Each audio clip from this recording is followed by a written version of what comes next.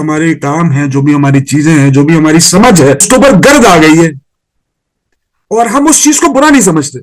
جب آپ کو سمجھتے ہی نہیں ہے، آپ کو معلوم ہی نہیں ہے کہ کیا غلط ہے اور کیا صحیح ہے، تو پھر آپ کو پتہ کب چلے گا کیا غلط ہے کیا صحیح ہے؟ آپ کو پتہ جب چلے گا جب آپ پل صراط پہ پہنچیں گے، جب آپ دوسرے کو دیکھیں گے کہ جب وہ اپنا نور لے کے آگے بڑھ رہے ہوں گے تو وہ کہیں گے پیچھے جاؤ، تم کو یہاں نور نہیں ملنے والا، پیچھے جاؤ.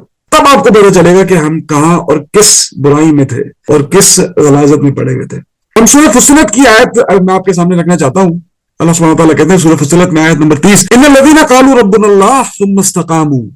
اب یہاں پہ اس کا کنٹراسٹ آ گیا، جو ہم نے پڑھا ثم لم یرتابوا، یہاں پہ اس کا کنٹراسٹ آ گیا ثم استقاموا تتنزل علیہم الملائکۃ الا تخافوا ولا تحزنوا وابشروا بالجنۃ التي کنتم توعدون. بے شک وہ لوگ جنہوں نے کہا ہمارا رب اللہ ہے اور پھر وہ اس پر ثابت قدم رہے. کسی بھی زمانے میں اسلام پہ عمل کرنا نہایت مشکل کام رہا ہے.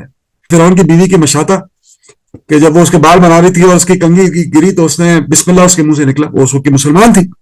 پھر اس کے ساتھ کیا ہوا کہ فرعون نے اس کو آگ میں ڈلوایا، اس کے بچوں کو آگ میں ڈلوایا، اور اس کا چھوٹا بیٹا بالکل جو گود کا بچہ تھا جب اس کو آگ میں ڈلوایا تو وہ بچہ بولنے لگا. ماں آپ پریشان نہ ہو. کہنے کی بات یہ ہے کہ اسلام پہ عمل کرنا کسی بھی زمانے میں وہ کبھی بھی آسان نہیں رہا، آج بھی مشکل ہے اور شدید مشکل ہے.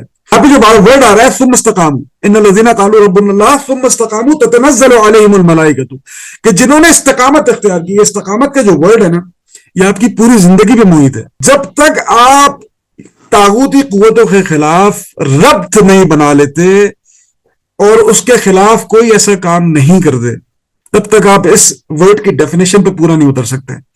ربط کیا ہے؟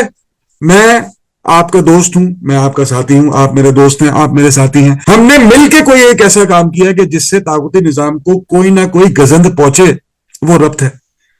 ایک مسلمان دوسرے مسلمان کے لیے ربط ہے، ایک نماز دوسری نماز کے لیے ربط ہے.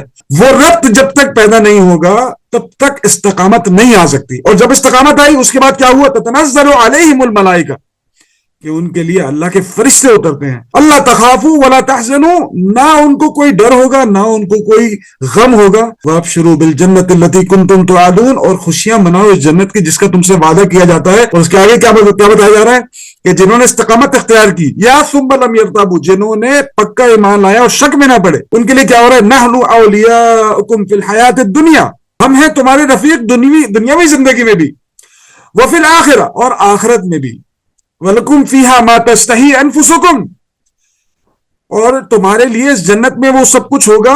لَكُمْ فِيهَا مَا تَدَّعُونَ، جو تمہارے جی چاہیں گے، اور تمہارے لیے اس میں وہ سب کچھ ہوگا جو تم مانگو گے. نُزُلًا مِّن غَفُورٍ رَحِيمٍ، یہ ابتدائی مہمان نوازی ہوگی اس ہستی کی طرف سے جو غفور الرحیم ہے.